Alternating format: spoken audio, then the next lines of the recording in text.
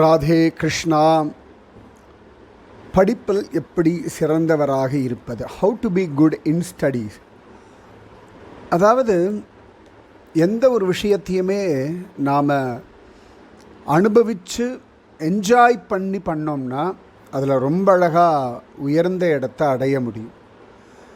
இப்போ படிக்கிற குழந்தைகள் நிறைய பேர் சொல்கிறது எனக்கு மைண்டில் நிற்கிறதே இல்லை அப்படின்னு சொல்லுவாள். காரணம் என்னென்னா, இது ஒரு பர்டனாக நினச்சி படிக்கிறா, இல்லாட்டி மார்க்ஸ்க்காக படிக்கிறா, இல்லாட்டி அப்பா அம்மா சொல்கிறாளேன்னு படிக்கிறா, டீச்சர் திட்டுவாளே ஹோம்ஒர்க் பண்ணலையே அப்படின்னு பயந்து படிக்கிறா.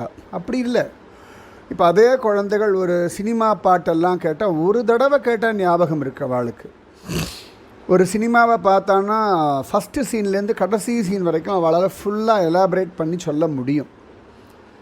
அவள் என்ஜாய் பண்ணுறான். அந்த மாதிரி படிக்கிறதையும் என்ஜாய் பண்ண ஆரம்பித்தாச்சுன்னா ரொம்ப அழகாக நல்ல விஷயங்களை மனசில் கிரகிச்சுக்கலாம், நல்ல மார்க்கும் வாங்கலாம், அவ்வளோ அழகாக ஆனந்தமாக படிப்பினுடைய அனுபவத்தையும் அனுபவிக்கலாம். வேறு எதுவும் வேலை கிடையாது படிக்கிறவாளுக்கு. அதனால் என்ஜாய் யுவர் ஸ்டடீஸ். உங்கள் படிப்பை நீங்கள் என்ஜாய் பண்ணுங்க. ஒருவேளை ஏதான ஒரு பாடம் கஷ்டமாக இருக்குது அப்படின்னா அதை என்ஜாய் பண்ணுறதுக்கு என்ன பண்ணலான்னு மெத்தடு கண்டுபிடிங்க. ஏன்னா எல்லாருக்கும் எல்லா சப்ஜெக்டும் பிடிக்கும்னு கிடையாது. ஆனால் சப்ஜெக்ட்ஸ் எல்லாமே நமக்கு அவசியமாக இருக்கிறது இல்லையா?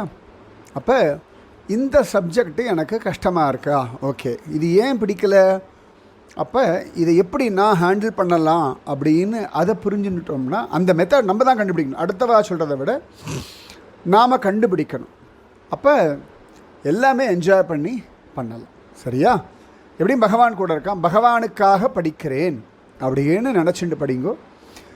பகவான் நாமத்தை சொல்லிட்டு, கிருஷ்ணா படிக்கிறதுலாம் நல்லா ஞாபகம் இருக்கணும், நான் என்ஜாய் பண்ணணும் கிருஷ்ணா அப்படின்னு கிருஷ்ணனை நினச்சிட்டு பண்ணுங்க. அப்போ நிச்சயமாகவே நன்னா படிக்க முடியும்.